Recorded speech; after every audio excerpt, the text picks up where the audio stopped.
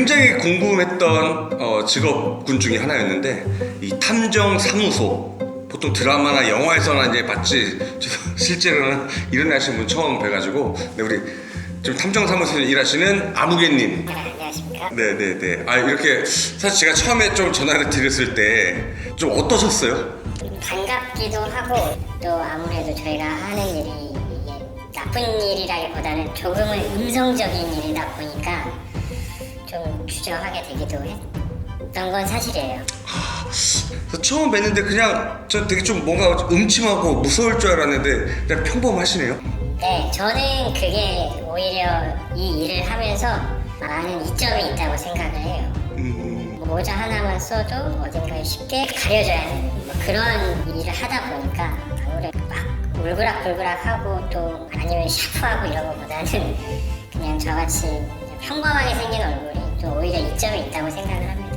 사실 지금 보시는 분들 아마 모자이크 처리가 돼서 얼굴은 잘 안 보이시겠지만 말씀드린 게 완전히 샤프하고 그런 스타일은 아니시고 네. 진짜 너무나 평범한 네. 네, 그런 모습이신데, 아니 어떻게 해서 근데 이 일을 시작하시게 되셨는지. 사실 저도 이 일을 하기 전에는 이제 평범한 회사원이었는데, 이게 사실 어렸을 때부터 로망이라는 게 있잖아요. 또 우리나라는 이게 막 이렇게 공론화된 직업은 아닌데, 또 해외나 뭐 유럽이나 미주에서는 너무 흔한 직업이고, 또 가까운 일본에서도 너무 흔한 직업이다 보니까, 아, 언젠가 또 우리나라도 이런데 이제 새로운 지평이 생길 수 있겠다라고 해서 보고 시작하게 된 거죠. 보통 일반 경찰서라든지 뭐 형사분들이 하시는 일과 탐정이 하는 일은 뭐 어떤 부분에서 조금 다른가요? 형사분들이 하는 일을 다 알지는 못하지만 뭐 경찰관들이 엄청 노고하시죠. 근데 그분들이 다 해드릴 수 없는 일이 너무 업무가 많으시기 때문에 저희한테도 그런 반사 이익이 많이 오거든요. 제가 이제 이 일을 하게 되면서 그러니까 저희가 권한이라는 게 한정적이다 보니까 가장 아쉬운 거는 사실 CCTV예요. CCTV 같은 경우는 이제 뭐 경찰관들은 뭐 공문이나 영장에 의해서 조심스러운 부분까지도 CCTV로 다 확보를 할 수가 있는데, 사실상 우리나라에 CCTV가 얼마나 많습니까? 우리한테는 사실 그게 무용지물이에요. 그 정보를 가져오려면 저희도 뭐 공적인 데서 발행하는 무언가가 있어야 되는데, 사실상 그걸 할 수가 없으니까 저희 일들이 자꾸로 음성적으로 바뀌고, 뭐 망원렌즈를 사용한다든지 아니면 어디에 차에 이제 숨어서 영상을 찍는다든지 그렇게 할 수밖에 없어요, 체제가 지금. 그러면 지금 잠깐 얘기하셨는데 보통 의뢰가 들어오는 일들이 어떠한 일들이 있어요? 이게 뭐 솔직히 말씀드려서 이게 치정이라든지 실종자 뭐 누구를 찾는 일을 많이 하다 보니까 탐정분들이 하시는 일이 뭐 이렇게 다 그것만 뭐 이렇게 치정만 할 거라고 불륜만 찾을 거라고 생각하시는 분들이 많으신데, 뭐 사실 경찰이나 뭐 다른 국가기관에 의뢰하지 못할 만한 사건들을 의뢰하시는 분들도 많아요. 진짜 막 가령 지극히 사적인데 드러나지 않았으면 하는 뭐 정말 웃긴 의뢰 같은 경우는 뭐 강아지를 찾아달라는 경우도 있었고, 근데 사실 그렇잖아요. 거기까지 도움을 요청하기에는 좀 어려운데 돈으로서 이런 걸 의뢰를 했을 때 해주시는 분들이 있기 때문에 가장 많은 게 어쩔 수 없이 이제 뭐 불륜이라든지 배우자에 대한 외도를 좀 증거자료를 잡아달라, 그렇기 때문에 그 일을 또 많이 하기도 하죠, 사실. 야, 그러면은 그렇죠. 사실 경찰서나 뭐 형사분들한테 저희 와이프가 뭐 저희 남편이 지금 바람을 피는 것 같은데 뒤를 좀 캐주세요, 이런 건 할 수가 없잖아요. 그렇죠. 더군다나 이제 수년 전부터 이제 간통죄도 폐지되어서 그걸 더 이상 외도를 형사법적으로 처벌하는 데 이제 한계가 있다 보니까 결국에 불륜도 결국에 민사로 가기 위한 빌드업을 하는 거거든요. 증거자료를 모아서 민사로 갔을 때 승소를 하던지 뭐 이혼 재판에 갔을 때 자기한테 유리한 뭐 거기를 선점하고자 이런 걸 많이 하시게 되죠. 그러면은 예를 들어서 저희 와이프가 바람을 피는 것 같습니다. 네. 뒤를 좀 캐주세요. 네네. 그랬을 때 작업이 어떻게 딱 들어가는 거예요? 우선은 그 사람을 파악하는 게 제일 중요해요.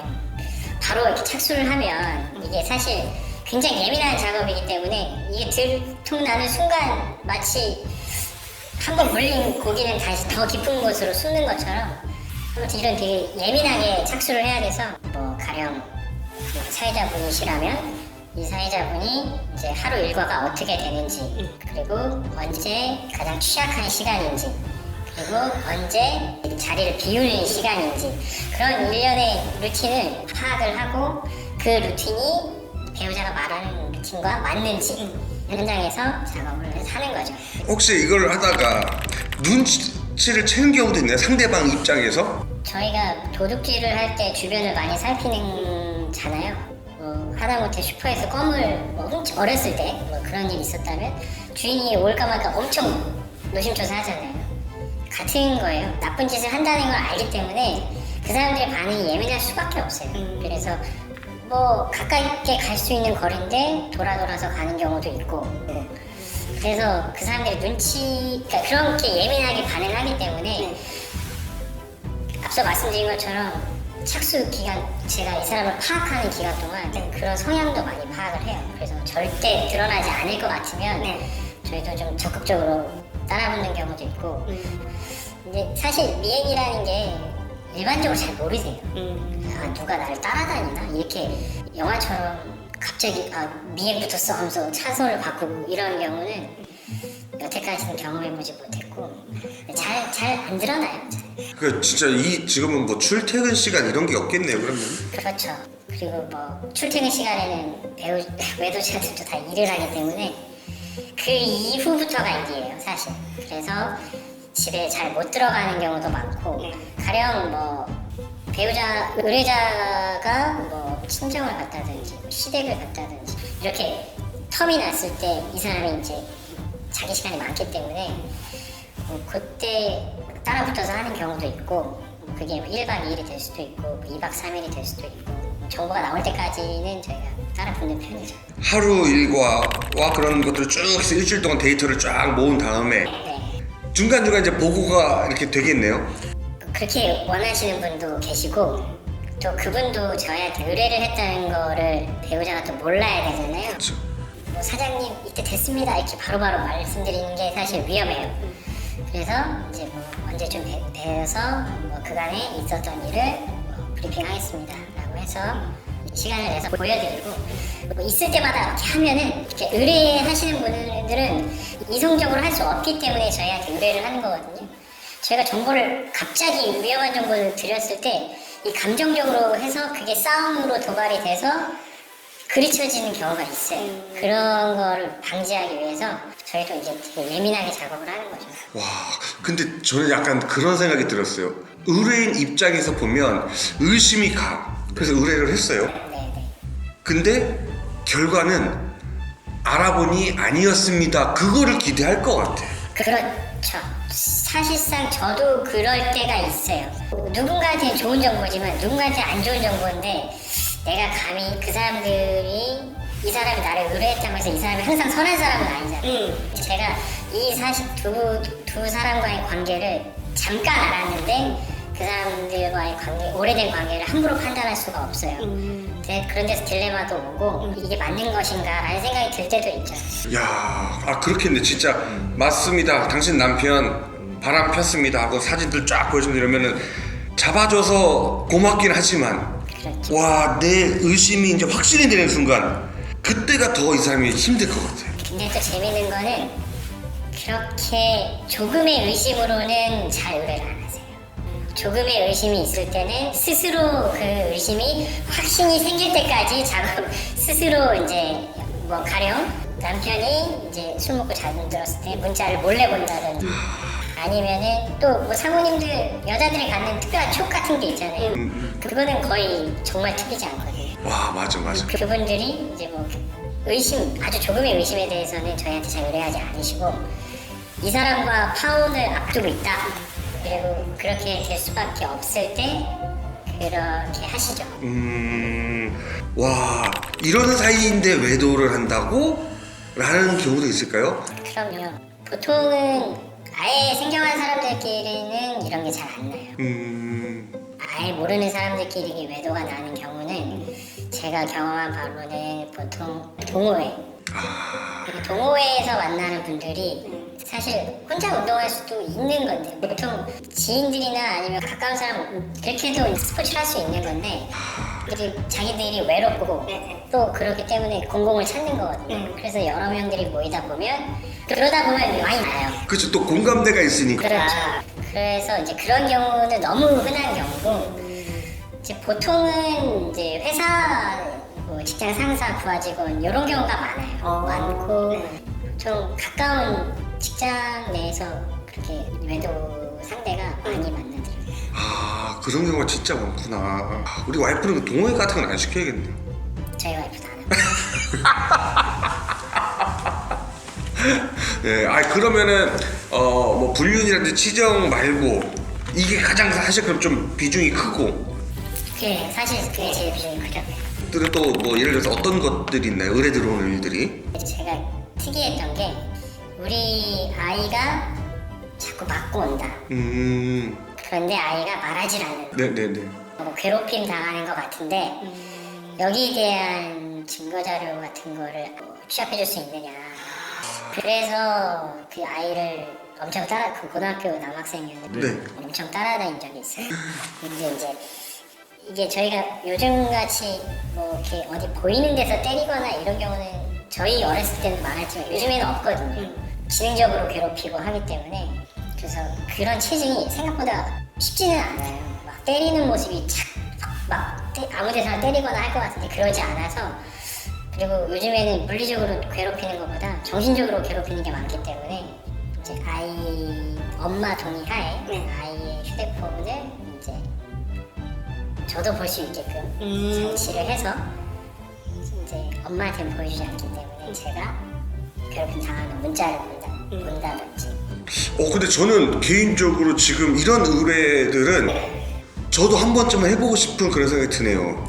네, 왜냐하면 아직 저희 아이는 초등학생이지만 요즘 한참 중고등학생들이 보면 이제 학폭이라든지 말 못하는 그런 것들 있잖아요. 데이트 폭력 이런 것도 있잖아요. 남자친구가 있는데 혹시라도 이 남친과 껄렁껄렁대는 아이인지 뭐 어떤 건지 이런 것들에 저는 그런 것들을 진짜 의뢰를 해볼 것 같아요. 저는. 그런 거는 또 저희가 그런 의뢰가 많지는 않지만 또 그런 의뢰를 받게 되면 또 다른 또 정의감 같은 게 들기도 해요.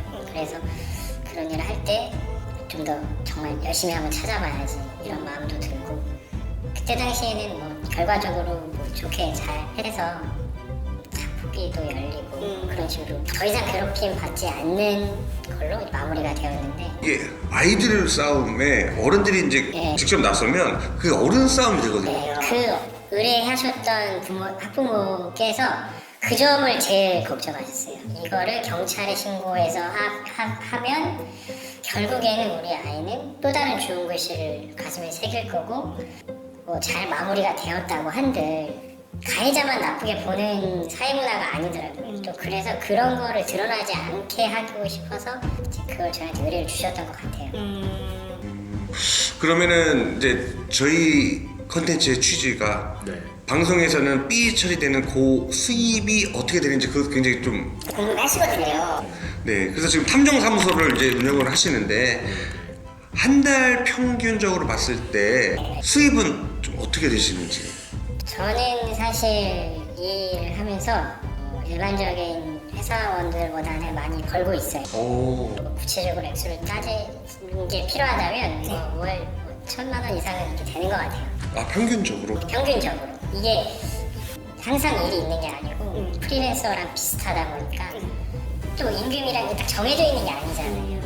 의뢰자가 비싸거나 또 아니면 너무 싸거나 라고 의심이 되지 않을 정도의 가격을 제한을 하고 그런 걸 다 수긍하시고 주시기 때문에 보통 한 달에 두세 건, 세네 건 한다고 봐서 또 사무실 운영비, 뭐 기타 유류비 같은 거를 제외하면 1,000만 원 이상은 제가 버는 것 같습니다. 와, 그러면은 만약에 기간이 길어지면 길어질수록 그 받는 수입이 올라가는 건가요? 아니면 그냥 한 건이면 그 건으로 그냥 끝인가요?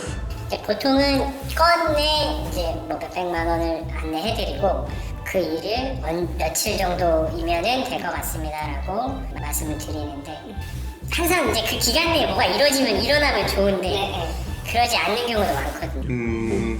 남자친구, 배우자의 뭐 이성 친구가 뭐 어디 멀리 갔다든지, 그래서 이 뭐 한 달 동안은 뭐 특별한 이벤트가 없었다든지 이러면은 돈은 받지만 뭐 사실 이렇게 재량껏 조금 더 해드리고 하기도 해요. 뭐 반대로 이렇게 했는데 더 필요해서 더 연장해달라고 하시면 연장해드리는 금액을 조금 조절해드리기도 하고, 그 역시도 사실 유동적으로 하려면 서로 간의 타협점을 찾는 거예요. 그 돈이 제일 중요한 거죠.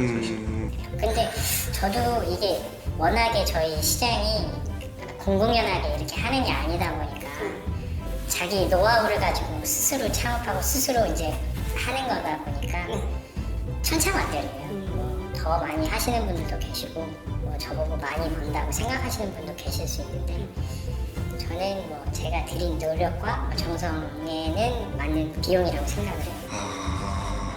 그럼 마지막으로 좀 예민한 질문일 수도 있는 네. 탐정사무소가 전 아직도 이게 합법인지 불법인지 모르겠는 게, 뭐 네이버라든지 이렇게 쳐보면은 뭐 탐정사무소 해가지고 막 쫙 뜨는 사람들도 있고, 여기 하시는 일이 합법선에서 끝나면 합법이고 그거를 또 음성적으로 엄청 불법적으로 하시는 사람들도 있어요, 사실. 그렇기 때문에 탐정업이 이제 완벽히 표면 위로 드러나지 못하는 게 있거든요. 그래서 가령 뭐 GPS를 단다든지 뭐 위법한 장치를 해서 한다든지 뭐 집에 도청 장치를 단다, 뭐 아니면 몰래 카메라를 단다든지, 불법의 영역을 하시는 분들을 대표해서 제가 이건 합법입니다라고 말씀을 못 드려요. 근데 합법적으로 할 수 있는 부분들이 있거든요. 그런 쪽에서 많이 하려고 하고, 그리고 계속해서 우리나라도 탐정업에 대해서 열리고 있고 또 사설 탐정업에 대한 자격증도 많이 있기 때문에 이게 누군가는 사찰이라고 생각할 수도 있고, 우리나라가 또 그런 거에 굉장히 예민하기 때문에 저도 계속해서 이제 이게 좋은 문화로 해서 좋은 업으로 계속해서 이제 성장했으면 좋겠어요. 그래서 뭐 부동산 업자들처럼 이렇게 드러나서 일할 수 있게끔 됐으면 좋겠고, 뭐 다른 나라는 탐정한테 맡기는 일, 뭐 경찰한테 맡기는 일 이게 정해져 있어요. 이게 뭐 법적으로 정해져 있다기보다는 사람들의 인식 속에 있는 거죠. 그런 것처럼 우리나라도 이제 모든 게 다 경찰한테 가서 뭐 사건을 당하든지 접수가 안 되든지 그런 거에서 받는 스트레스를 받지 않고 또 저희한테 많이 일을 의뢰하는 문화가 됐으면 좋겠다는 생각을 해요. 네, 알겠습니다. 오늘 진짜 좋은 말씀 감사하고, 저도 이제 탐정사무소에 대해서 좀 인식을 다시 좀 알게 됐거든요. 그러니까 여러분들도 그렇게 되시리라 생각이 됩니다. 오늘 나오셔서 너무 감사합니다. 네,